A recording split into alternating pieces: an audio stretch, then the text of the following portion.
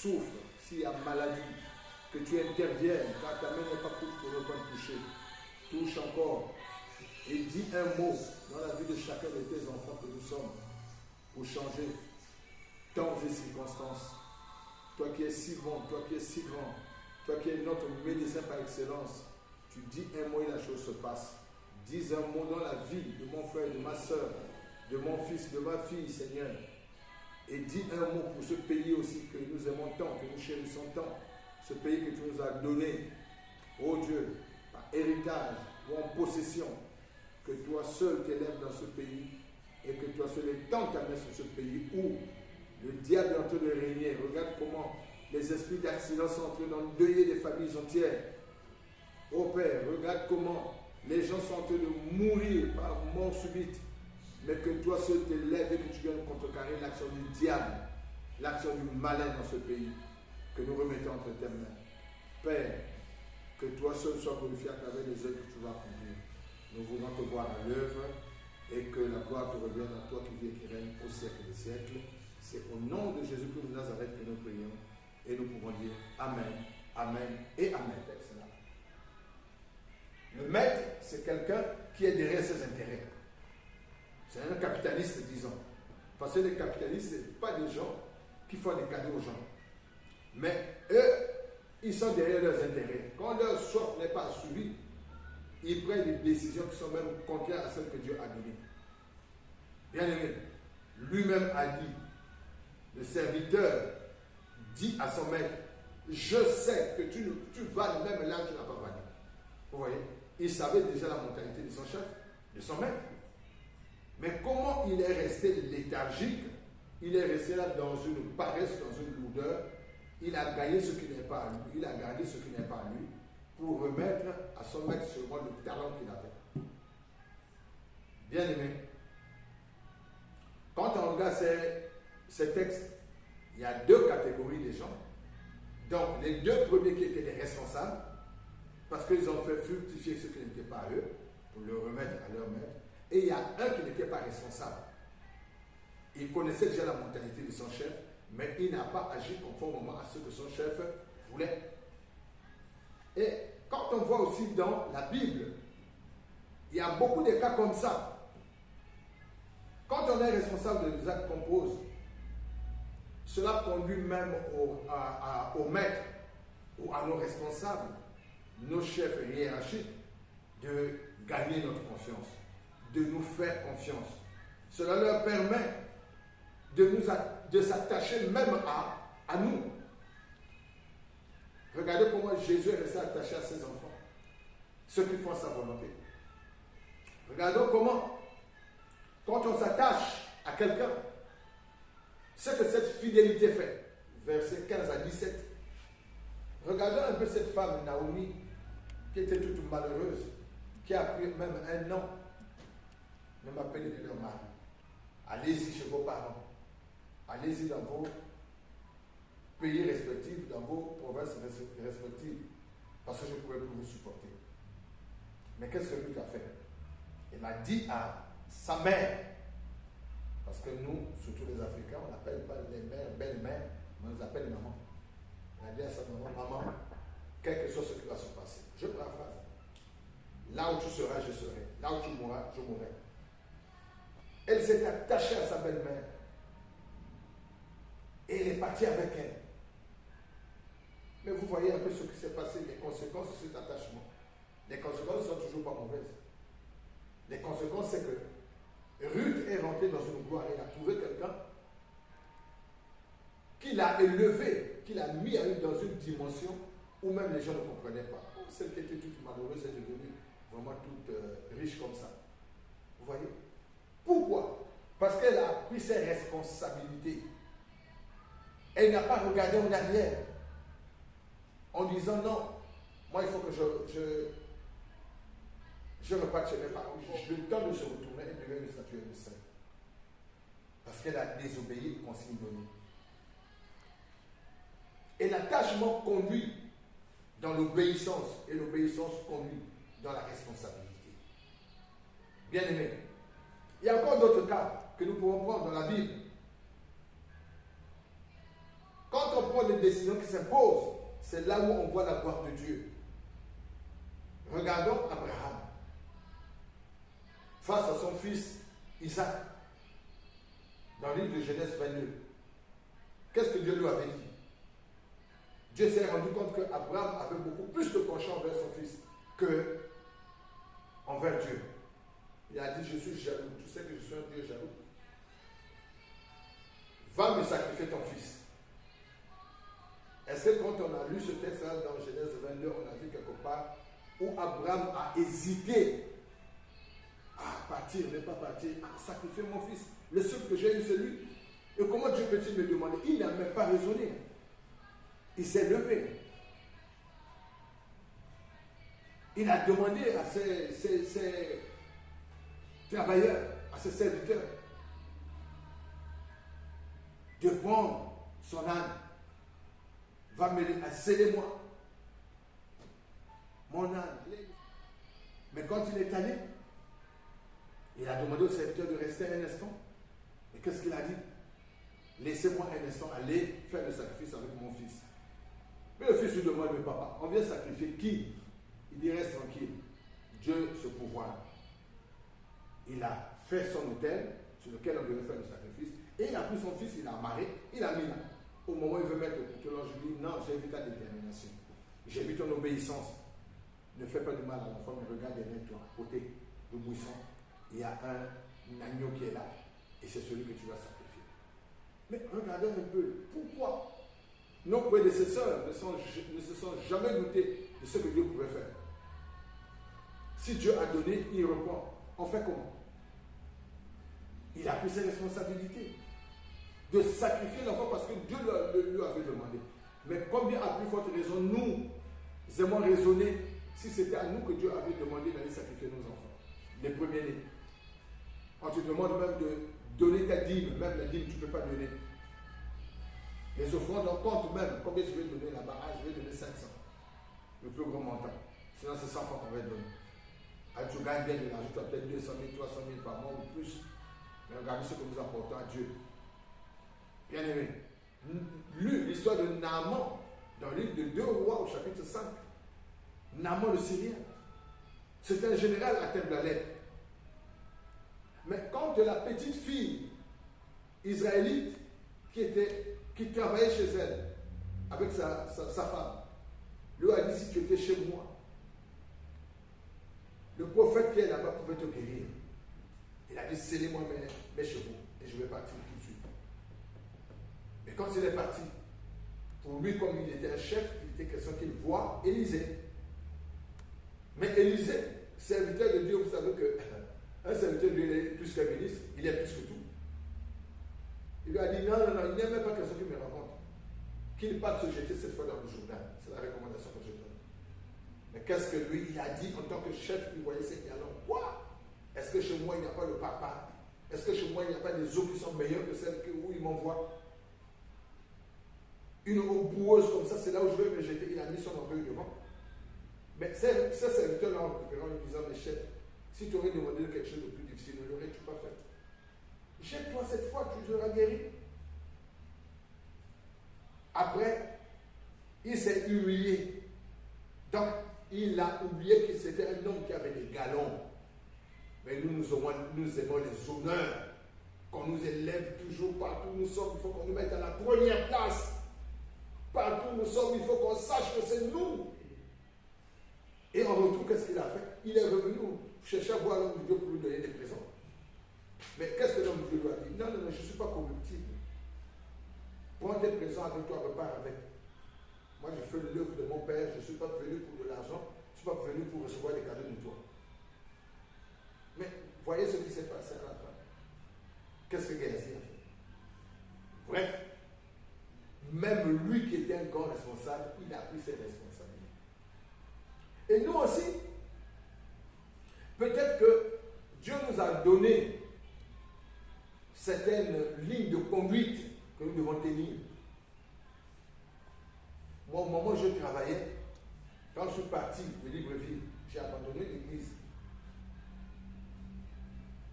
Mais quand je suis allé, l'église a commencé à prendre un coup. Mais quand le Seigneur m'a ramené à Libreville, par évacuation sanitaire, quand il m'a parlé, il me dit, maintenant travaille pour moi. Est-ce que je me suis hasardé encore à laisser? Non, j'ai pris mes responsabilités. Il faut que je travaille pour Dieu et c'est ce que je suis en train de faire. Et toi aussi, certainement que le Seigneur t'a confié des responsabilités. Mais qu'en es-tu fait? Qu'as fais-tu de ces responsabilités que Dieu t'a confiées? Est-ce que tu es rentré dans la négligence, dans l'oubli? Est-ce que tu es rentré dans la léthargie, dans la paresse? Est-ce que tu es rentré?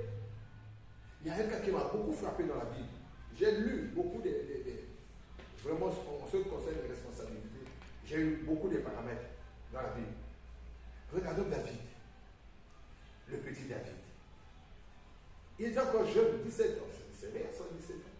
Il était encore un enfant. Ses grands frères rentrent dans l'armée d'Israël. Le père l'envoie pour aller vérifier la santé de ses fils. Va voir tes frères et amène-leur ceci ou cela. Mais quand il arrive, Dieu faisant, voilà Goliath qui défiait, qui passait à chaque instant, défiait l'armée d'Israël, est arrivé. Il dit, je vous ai dit, vous n'allez pas vous présenter contre l'armée syrienne parce qu'on va vous écraser de toutes les façons. Mais cherchez un homme qui soit capable de m'affronter.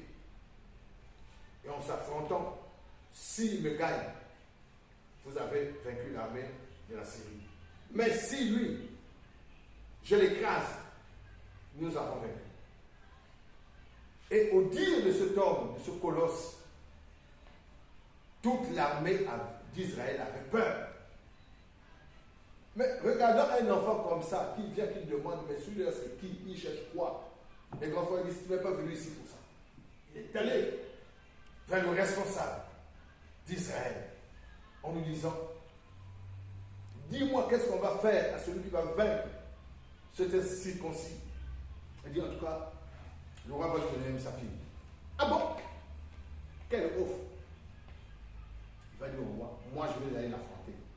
Quoi, tu n'es qu'un enfant? Il dit non, ne me vois pas comme un enfant. Tout ça, je paraphrase. Enfant, oui, par ma morphologie.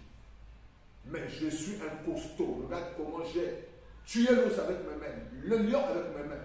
Et quand il venait dans le but d'attaquer les bêtes de mon père, je les tuais. Et celui-là, je ferai de lui une saillie. Parce que je ne vois pas un homme, mais je vois un homme avec une tête coupée. Et je donnerai sa tête aux oiseaux du ciel.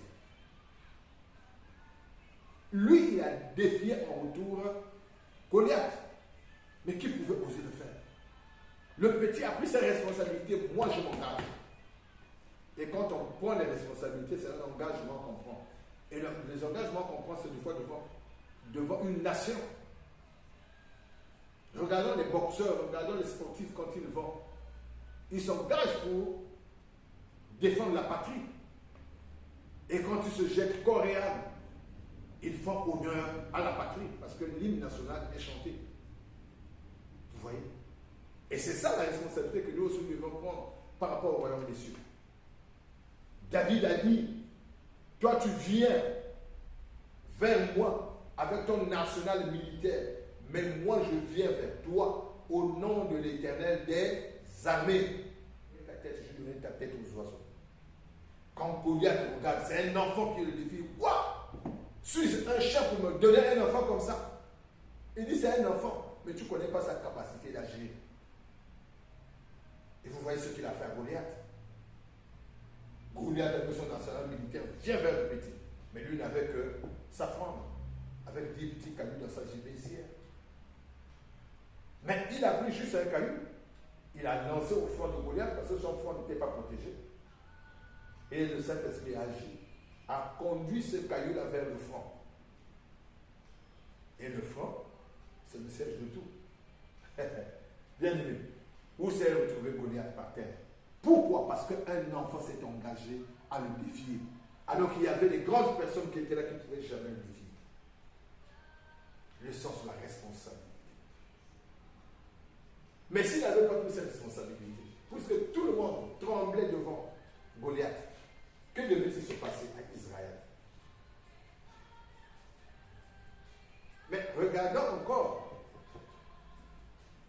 tous les défis qu'il a eu encore à relever à la suite de sa victoire devant Saül.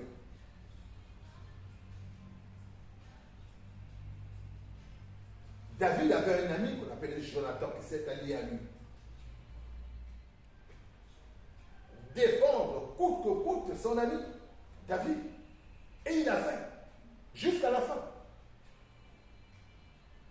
David a eu l'occasion de tuer Saül. Ils arrivent quelque part dans une grotte, il coupe même le pan de sa tunique. Et il vient de bondir devant. Saül dit, mais je t'aurais tué, j'avais la possibilité, regarde, j'ai coupé le pan de ta tunique. Il ne comprenait rien. Il dit, tu dormais à côté de moi, mais tu ne m'as pas vu. Et moi j'ai pris ça pour te dire que je pouvais te tuer. Mais comment vais-je tuer un roi de Dieu? Aïe, aïe, aïe, c'était un problème. Donc, bien aimé, il y a eu beaucoup de gens qui ont pris leurs responsabilités. Ils ont été déterminés à aller jusqu'au bout. Et un chrétien est celui qui doit aller jusqu'au bout. Et quand tu as accepté Jésus, tu as pris la responsabilité de le suivre. Suis ton Seigneur. Il nous a dit dans le livre de Luc, je crois, chapitre 22, 65, 64, 65, dans cet verset. Je vais le prendre. Luc 22.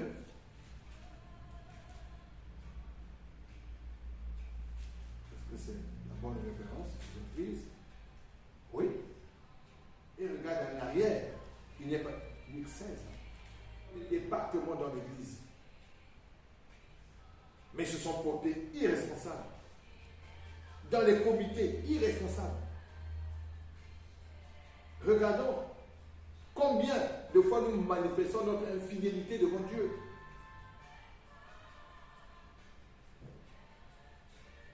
Il arrive ce moment où Dieu tu avais reçu l'appel du Seigneur. Mais à cause des choses de ce monde où on cherche du succès, on cherche à être vu, on cherche à être vraiment ceux-là qui doivent recevoir des hommes, des acclamations, des ovations. On est parti ailleurs. Oublions même que nous avons un Dieu qui est jaloux. S'il a manifesté cette jalousie envers Abraham, il peut aussi manifester cette jalousie envers toi, qui le relève au second plan. Bien-aimés, levons-nous, arrêtons de dormir.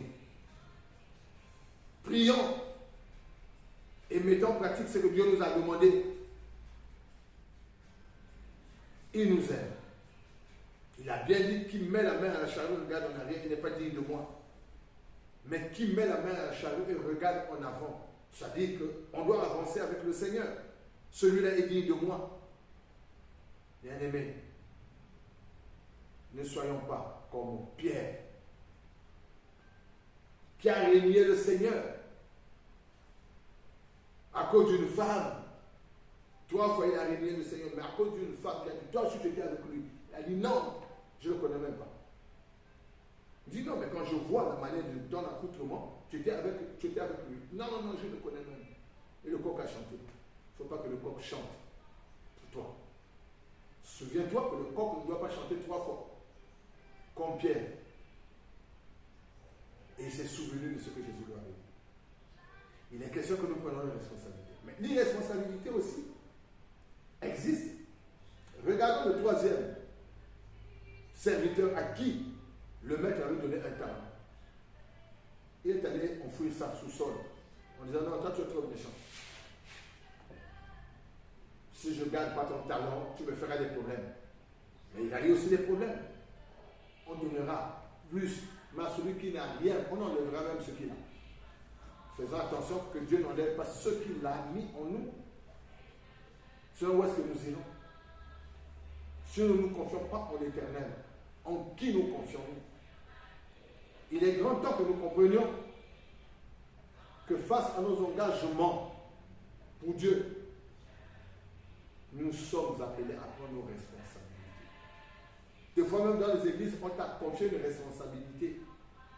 C'est toi qui es responsable d'un tel département, tel département. Mais le diable vient aussi nous donner un travail ou des travaux qui font qu'on n'ait plus de temps pour Dieu. Mais c'est grave, il faut qu'on ait du temps pour Dieu. S'il nous a donné 24 heures par jour, il nous revient à nous aussi d'avoir même la dîme des temps. Ce n'est pas biblique, mais nous devons avoir du temps pour Dieu, au moins 2h40 par jour. On ne nous a pas parlé de ça dans la Bible, ça je précise bien. Mais ayons du temps pour Dieu aussi. Regardons un peu combien de temps nous perdons devant les écrans de télévision. Combien de temps nous perdons devant les portables. Nous sommes là, WhatsApp. Tu finis à WhatsApp, tu as Messenger. Tu finis Messenger, tu as Instagram. Tu finis là-bas, tu as Facebook. Tu finis Facebook. Tu passes à YouTube. Tu finis YouTube. Tu as encore et toute la journée, tu la passes dans une distraction de foi totale. Alors que tu as des responsabilités que tu as prises. Et nous aimons différer ce qu'on devait faire aujourd'hui pour demain. Où est ta responsabilité? Lève-toi promptement et fais ce que tu as à faire. Tant que ton engagement sera respecté par rapport à Dieu, il te bénira toujours. Et il sera toujours ton berger, tu ne manqueras de rien. Bien-aimé, cette parole, Dieu me l'a mise à cœur cette nuit. Où est votre responsabilité? Il me montrait dans un rêve que des gens étaient partis pour une fête. C'est une fête mondaine. Mais quelqu'un s'est retrouvé avec 3 femmes. Il a pris un engagement devant une femme, mais il avait encore 2 maîtresses. Et quand il arrive, les 3 femmes se sont présentées. Donc lui, il n'était pas là, mais quand il arrive, les 3 femmes sont présentées au même moment. Et celle qui était sa femme, qui se met debout, en train d'observer la scène, et les 2 copines qui sont venues, qui ne connaissaient même pas la femme de la maison. Et quand elles sont venues, elles sont restées là. L'une est venue se pencher sur l'homme, et l'autre est venue tenir la main de l'homme. La femme était là en train de regarder l'homme. Et je pouvais entendre quelqu'un qui disait, mais toi tu es un irresponsable. Tu es un irresponsable. Regarde ta femme qui est debout. Quelle valeur tu donnes à ta femme par rapport à toutes les copines que tu as? Est-ce qu'il te revient à toi d'avoir encore des copines? Et on lui posait la question de savoir, mais tu pars à l'église faire quoi? Et le mot que j'ai entendu, tu es un évangéliste. Vous comprenez ça? C'est grave. Tu t'es engagé face à une femme. Tu t'es engagé face à un homme par les liens sacrés du mariage. Mais tu es là en train de tromper encore ta femme. Tu es là en train de tromper ton mari. 2 Corinthiens au chapitre 1, le verset 12. Car ce qui fait notre gloire, c'est ce témoignage de notre conscience. Comment nous sommes comportés dans ce monde et comment nous sommes comportés devant vous. Je vais paraphraser. Nous aurons des comptes à rendre à Dieu. Bien-aimé, que cette parole demeure en toi, qu'elle soit scellée dans ton cœur, toi qui m'écoutes, et que Dieu lui-même nous aide, que le Saint-Esprit nous rappelle en tout temps, quand nous nous irresponsabilisons face aux situations que Dieu a mises devant nous. Quels sont les désirs de ton cœur? Être responsable ou s'y responsabiliser? Que cette parole reste ancrée en toi. Et que le Saint-Esprit nous aide à nous débarrasser de tout ce qui nous empêche de voir la gloire de Dieu. De tout ce qui combat nos âmes. L'irresponsabilité combat notre âme. Que Dieu nous fasse grâce. Au nom de Jésus. Père, merci pour les choses encore. Aujourd'hui, tu nous parles de la responsabilité de tout un chacun. Que nous prenions en compte les engagements que nous avons pris, et que nous marchions selon tout ce que nous avons déclaré devant toi. Père, merci pour tout tes ouais bien fait. Et merci de nous pardonner face aux engagements que nous n'avons pas pu honorer. Et que toi seul nous aide à revenir vers toi avec des cœurs sincères. Que nous gagnons ta confiance, que nous nous attachons encore à toi, que Seigneur, tu nous accordes des faveurs inestimables et que toi seul nous aides à prendre des décisions qui te plaisent. Sois béni, sois élevé. C'est au nom de Jésus que nous prions et avec assurance nous disons 3 fois Amen, Amen, Amen et Amen.